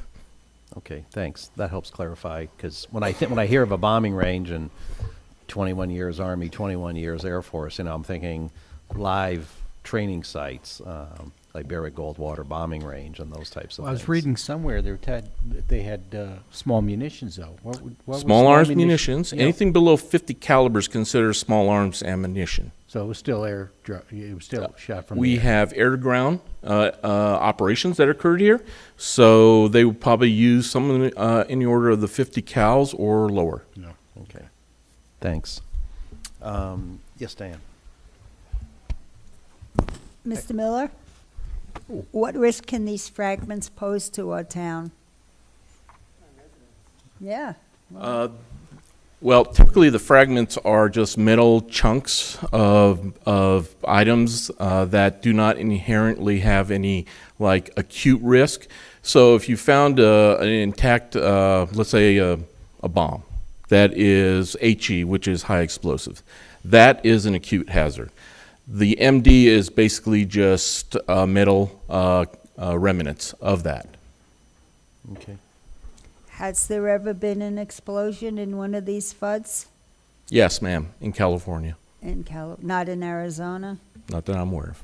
What's going to take so long? 5, 10 years? Why? So under federal law, we operate under a program where we have to, it's like Superfund. When they were mentioning the Vulcan properties that were under Superfund, it's the same law that EPA operates under. We, the Army, also operate under. And the process is very transparent. So it allows the public, stakeholders, regulators, communities to understand what we're doing step by step. And the step-by-step process is very defined. And it's not, we cannot skip, we cannot accelerate, because it's really in the best interest of everybody that we follow the process to ensure that we're mitigating any type of risk. And again, you were touching on the fact that depending on what the site was used for, active to non-active, training to live, you have to evaluate that as a ranking system, correct? Correct. And so we early, I can't remember, in the 80s, I want to say we assessed all of the formerly used defense sites in the country. And we tried to determine the types of operations. So you could have one that's an embarkation, typically in California and the East Coast, where they coordinated the troop movement overseas to the Pacific or the European theater, to actual live practice of munitions. And now, in those days, in World War II, it wasn't cheap item to use as practice. So we typically like to use practice ordnance for the troops and for the air gunners because it was more cost effective. Right, right, thanks. Councilman Bracco, did you have a follow-up? No, thanks. Mr. Mayor, I have a couple Yes. questions. So let me tell you the experience I had in the last couple weeks. I'm a high school teacher, and I had a student come in and say, "Hey, miss, look at what I found." And they had been over in that property and found, I have no idea what I'm looking at, but I know that he probably shouldn't have it. Probably shouldn't have it at school, and he probably shouldn't have it in my classroom, right? So I'm just curious as to why, I mean, I understand signs, why aren't we putting up a fence? Because a sign just says, hey, look at what you can come find in here. A fence says you shouldn't be in here. And I think there is a difference to the community, a sign versus a fence. Sure. So when DOD operated on these properties, when we were done with it, we turned it back over to either the private landowner, municipalities, or someone else that took possession of it. Currently, all the FUD's properties are not under the control of the Department of Defense. And as such, we cannot dictate what to place on that property, such as fencing. It would be up to the property owner, and if the property owner feels compelled to do so, we do not stand in that way. Which, to clarify, would be the State Land Department. Thank you. So then my follow-up question then, if there was something that occurred where there was an injured child, it would be on the state responsibility for that injury? No, I think the federal government still maintains liability for the original releases that occurred. So it's still in your best interest to have it fenced? It depends on the situation. So what Amanda Stone has described as far as our current investigation process, we're trying to assess the nature and extent of the types of releases that occurred when DOD controlled the properties. And by doing that, then we understand whether they're small arms ammunition or there actually was something that is a higher acute risk that could pose a danger to the public. And we're not complete with that. Are you finding the Air Force cooperating? Because obviously you would think the Air Force would know what they sent up and what they use for training, or is it maybe difficult because of all the record system? I mean, obviously we didn't have computer databases back in the day and whatever. Sure. We have a somewhat of a very good idea of what was released at the properties around here. And that's basically what we use as a basis for our investigation. We call that a conceptual site model, so to speak. And so when we go investigate, we basically look for those items. And if there's something else that pops up, we definitely bring that into our assessment and evaluation of risk. Okay, thanks. Yes. Could you help me to understand this map? Because I'm looking at this map of this FUDS, and most of it is green within the perimeters, but there are certain areas of it that are a different color, like tan. Could you bring the map back, please? Yeah, I was wondering if it was or Walden Grove. Oops, nope, I went too far. Nope. Mm-hmm. It can be sensitive. Yes. There you go. Is there a way of blowing that up bigger? No, there's not. Yeah, the tan squares inside the green, because you said it was mostly grazing. What are those tan squares inside the green? Because the signs are around them. The warning bottom, signs. probably the bottom left of the red, at least And the map I'm looking there's at. other areas too. So the yellow line is the boundary of the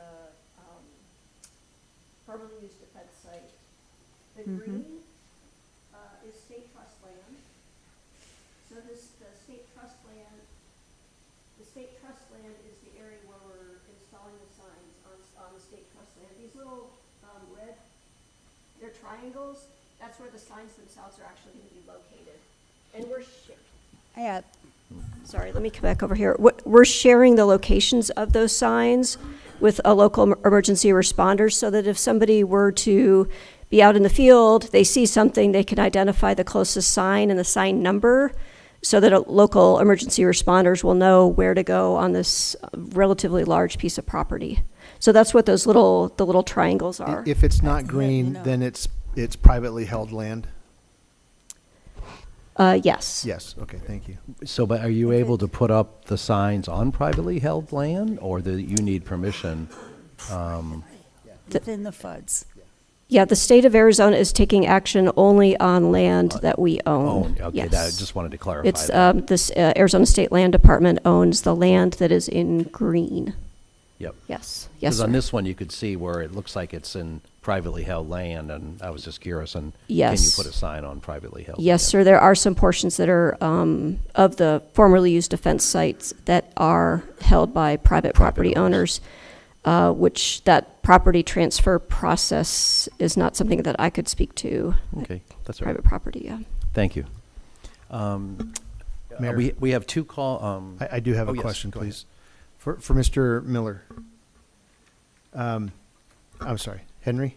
Harry. Harry, sorry, Harry, I messed up twice. Harry.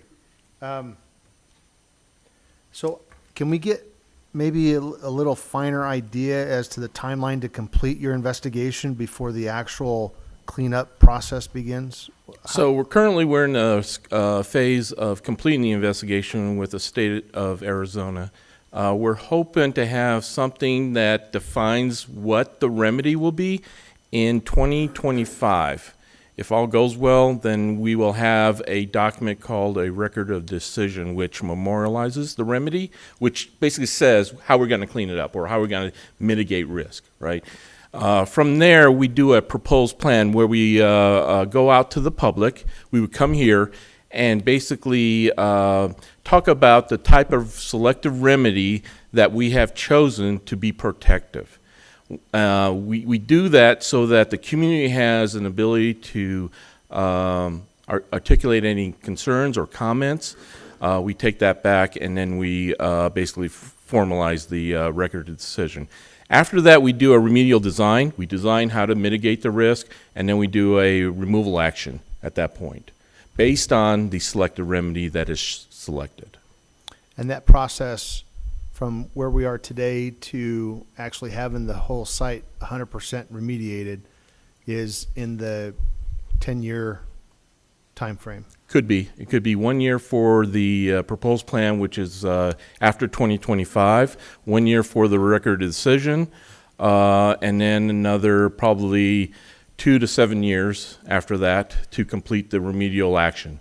And Depending on how much of a the types of releases, how deep they are, the extent, it all depends on a lot of factors. And just to be clear on something you said, no matter the amount of public or political will or the amount of resources thrown at this project, there's nothing to expedite it. We cannot advance that regardless of how much money or resources the Corps has to deal with, or the political will to get it done. I don't know how much of that would play into it. All I know is from a technical standpoint, a property that has certain number of, let's say, items found and discovered that needs to be addressed, that dictates the schedule for us. The political and the monetary aspect, I have no concept of how that would play into it. Thank you. Could I just piggyback off of that? Is it ever a record of decision because of there's too much or it's too deep? Because again, it's state land and that's kind of our path to growth as the map up there. Is the decision ever, or has it been, where we fence it off, it's non-usable and we just leave it alone? Or is there always typically a mitigation timeline? I honestly don't know of a property that went down that path. Okay. When we get into our remedial action, our focus is to try to mitigate as much as possible that would pose an exposure risk to anybody that walks on a property. Right. Which would make it, from our perspective, or the state land's perspective, developable, to bring into the town and move forward? We do not prevent any landowner to not develop. Okay. Okay, they are allowed to develop. They can develop here. We just advise them of the risk and potential items that they may encounter. But there are a lot of development that goes on a lot of FUD sites that we have no control over. Right, thank you. Yep. Mr. Mayor, what I see clarity on is, does this impact our plans to annex east at all? Right. Well, I could probably see there would be a possibility, but it being contiguous, and maybe Shane or John can weigh in, that we probably have ways to get around and still stay contiguous, but it does probably take it out of the inventory longer than maybe we had anticipated. Shane? Thinking about some of the discussions we've had about annexation efforts and comprehensively, I see this particular piece as being unfortunately strategically in the way of advancing to the east along the same lines that we've been talking. I would also note, and I will not speak for the state land, but my understanding of their mission is to sell property at the highest and best use. And if I was the state and I was looking at the mitigation, I would know that property is going to be more valuable after the mitigation than before. And so it would probably it'd be an obstacle for development. But nothing prevents state land from consenting to annexation of that parcel. It just would. So I don't think it necessarily stands in the way, particularly if there's parcels or land to the east that state land wants annexed and developed to maximize the sales value. This may be a hole in the development donut, not necessarily an annexation donut. If state land were to agree to the annexation of this and then land to the east. So yeah, I think it's too speculative to start talking about it preventing, future expansion of the town at this point. Like it would be a conversation with state land, not necessarily because ADEQ. we could be annexing washes and 404s and all kinds of things. Yeah, you don't know what you don't know what the state land hurdles it's going to present to future development. It could be, there could be dump sites, that happen on land that are there. So I don't think that precludes or prevents, or maybe even shouldn't even really slow down the annexation process, because state land could annex into this town and then not put it up for auction for 10 years down the road once it's cleaned up, and you could have development to the east of there. It gets a little bit tricky with infrastructure development because you have to go through it, But you have to get through it or around it, or Yep. I have a question for Mr. Miller. Is it Miller? It's Hendler. H-E-N-D-L-E-R. Okay. That's okay. I'm just on everybody else's bandwagon. I'll change my name. Are you aware of anything that happened? Because there is development there already. Sahuarita Highlands, which is probably one of the newer ones, other than the one in front of Walden Grove. Yes, Sahuarita Are Acres. you aware of any problems when they developed those areas? Any findings? Even the high school went up, and we didn't hear of anything. Okay. Yep. Thank you. I do have a couple of calls to the public. Samuel Reynolds, did you want to make a comment? Okay, come up. You have to come up to the microphone. There'll be a green light that will come on, and when it goes yellow, green light means you have 3 minutes. When it goes yellow, you'll have a minute left, and then when the red light comes on, there's a trap door that opens and you disappear. So just to let you know. Sounds like fun. Go ahead. I was just wondering so there are 20 millimeter projectiles out there. Am I correct? Yeah. Yes. Were those like training rounds, or were they like high explosive rounds? Right, or live rounds. Yeah, live rounds that were like meant. Yeah. Thanks. And then, do we if you want to come and answer behind that, that's fine. So I think you're talking about a 20 millimeter. It's an incendiary. It's not high explosives. It is high. It is not. It is not high explosive. Okay, thank you. Did you have any follow-up questions? 'Cause Yes. Would anyone like be able to like watch a cleanup happen? Oh, that's a good question. And I guess you want to, you want to comment on, is there, council, or is it staff, is it the public, or none of the above? So we are very risk averse, and when we do any type of removal operations, we have an established exclusion zone, and it's pretty wide. So I'd be surprised if you can even come close to see anything. Right. Do you video with new technology? Do you record it? We can. Okay. We can. It just depends on the situation. Super. We have drones too. Can I ask a follow-up question? I guess I am concerned that we're okay with them walking out of the field when it's not being cleaned up, but when they're going to clean up, it has to be this large safety zone put up. I feel like this is a problem that it's okay for us to put up signs and not fences, but when it's time to clean up, nobody can be anywhere near. Now Like, it you just understand doesn't make government. sense. Like, Right. to me, this is not the message that we should be sharing with our public. This is ridiculous. You went, I don't know. Is there a question, or I don't know how to respond? I think it's I'm more sorry. of an editorial or Yeah. statement on there. Thanks. Samuel, did you have any follow-up? Or if not, I'll go to Thomas. Yes, just one last Yep, thing. go ahead. You're still on your 3 minutes. All right. So you also said that there weren't any actual like intact explosives. Does that mean high explosives? I understand that the dummy bombs, they had like a container of black powder to like give a signal for where they hit. I'm assuming that's dangerous. Is that so? I saw in the photo up there. There's like a kind of looking tube canister thing. Is that? I think that's a jet. Okay, so let's tackle the practice bomb, because I think that's what you're focusing on. Practice bomb could be filled with either cement, sand, or water. And when the bombing crews used those, they had to determine, and the observers had to determine how accurate they were, right, to pass. Right. So on a tail, there's a spotting charge. It's basically a pound of black That's okay. You're on his time, not yours. Oh, okay.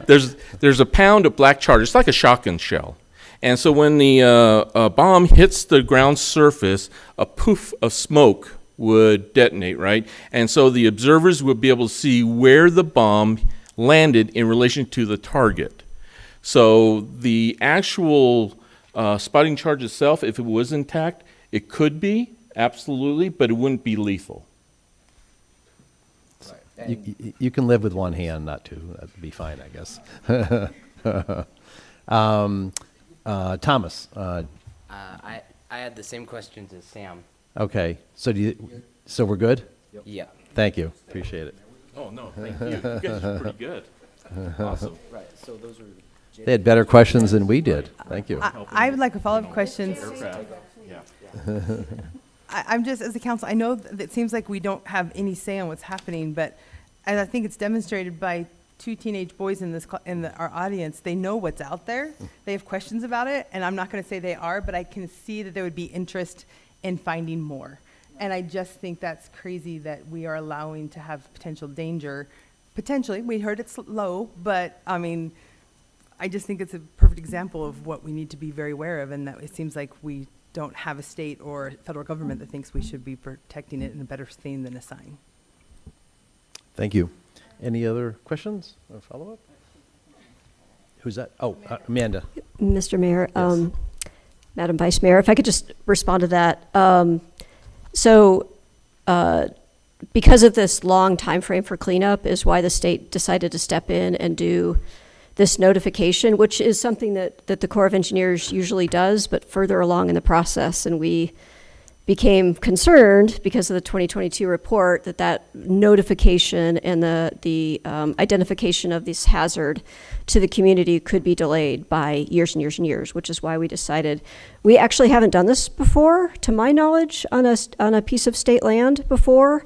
But because of this, it's such a unique community and how you're growing, we chose to take this voluntary action early. I will take your sentiments back to our team and see if there's some other funding that we can find. I can tell you our experience with fencing these types of really large properties, the success rate of keeping the fence up and intact and actually doing the function that it's intended to do is actually really low. We've got some other Superfund sites that we're responsible for maintaining the perimeter of the fencing, and we spend a lot of time and a lot of money maintaining those fences, and ultimately it's not a very successful mitigation measure. It's been our experience, but we'll take your comment back and see, evaluate and see the cost and what, if there's some opportunity for funding that. I'll take your comment back. That back. A Of fence course. is not going to stop a teenage boy. Right. Exactly. Yes. Yeah, that's kind of my overall I would like to say that. feeling. Oh, sorry. I was going to That's- say Amanda and I were both part of the Flynn Brown Yes, we cohort. And were. so Amanda is a great asset in the ADAQ, obviously, but it's great to have her here as a resident of Sahuarita as well. So Well, and I had to appreciate- recognize a fellow Flynn Brown. Thank And we you. appreciate the communication, and I received the mailer over the weekend. Very good. On there, on the card stock, so I think, we can only do what we can do, but it's the timeline, I think, that we're sensitive to for a lot of reasons, but also from the inquisitive young people in our community, that would Yes. just be a tickler to me to go see what kind of munitions I can go Yep, find. I understand. Scavenger hunt, yeah. See, well- Debbie, you can go there instead of McDonald's. There you go. On there. Thanks for being here. I Thank you for your appreciate it time, very sir. much. Thank you, everyone. Next, Madam Clerk, item number 13. Discussion and possible appointments to the Parks and Recreation Commission and Board of Appeals. Thanks. And our first one is a nominating a volunteer to the Parks and Recreation Commission and Board of Appeals. Councilmember Morales, would you like to introduce your nominee and make the appointment? Sure, thank you. So my appointment is here. Grace, do you want to stand up, Grace? I was actually, when I was asked to look for somebody, I wanted to find somebody that deals with parks and recreation, more the park side, because when something malfunctions at the parks, I get calls, and then I have to call Devin, or I call the town manager. You call me And all I the call the time. mayor. So I think if somebody, her daughter Haley, who did the Pledge of Allegiance, is actually a softball player. So she's on the field a lot. So I move to appoint Grace Marrero to the Parks and Recreation Commission to fill the unexpired term ending June 30th, 2024. Do I have a second for that? We have a motion and a second. Anybody else want to weigh in? If not, I'll call the question. All those in favor signify by aye. Aye. Any opposed? Motion carries unanimously. Thank you for your willingness to serve. Thank you. It's important. We're all really high-paid employees, including our commission members, so we really appreciate your service to our community. Next, we have our Planning and Building Director has nominated Ronald Schneider to serve an additional 5-year term ending January 30th, 2029. I'll entertain a motion for this particular selection. So moved. I guess I'll second it. Any further discussion? All those in favor signify by aye. Aye. Is Ronald here, by chance? Just would want to wave at him if he is. Nope, okay. Thanks again for his service to our community as well, and congratulations to the appointees. I'm going to table item number 14 at this time. We had an executive session that we didn't quite wrap up, so I'm going to table 14. We're going to go back to executive session. I anticipate we'll come back down briefly to finish item number 14. Then we'll have no other further business. So public can stay or not stay, but I don't anticipate, or very little public action after that. Thank you. Mayor, Mr. Mayor. just to be clear, you're not Recessing, oh, you- sorry. You're tabling or continuing item 14 till next month? No. Or till Till later tonight? later tonight. Okay. Yep. Is that okay? And you'll Okay. be back down.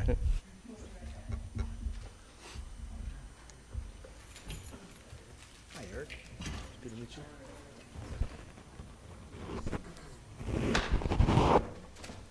No, he's not. He's homeschooled.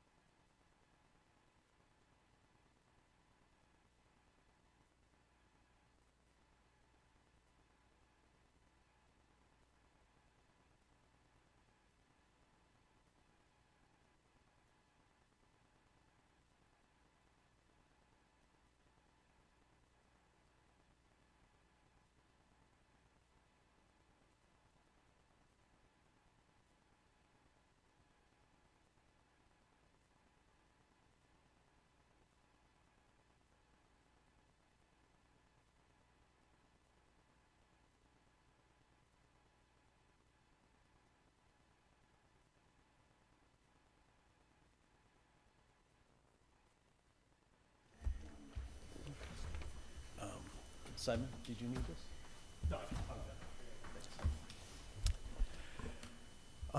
Lisa, everybody here?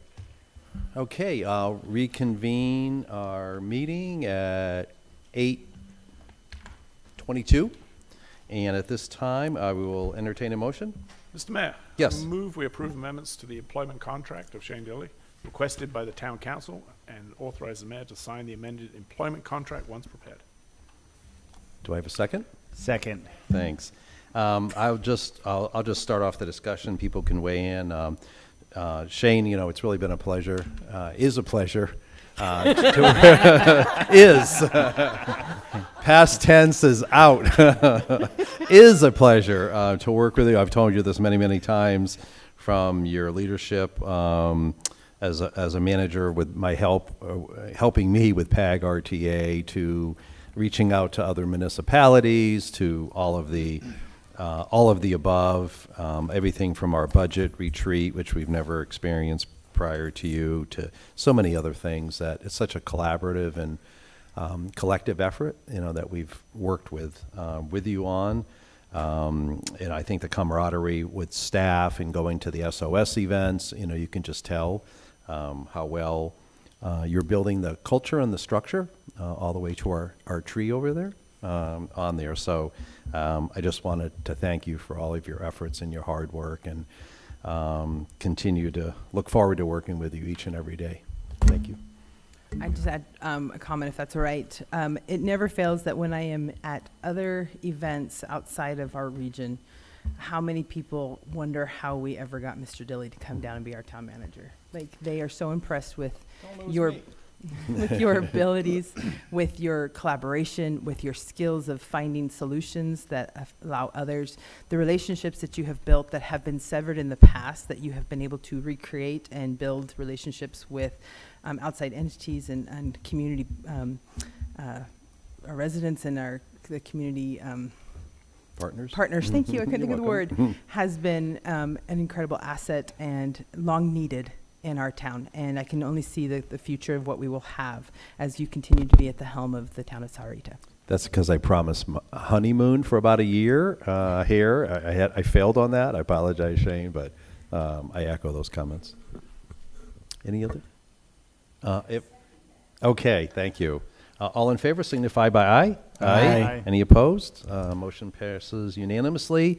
We're adjourned, and thank you for everybody's time and effort. Appreciate it very much. Thank you. Thank you, members, councilors.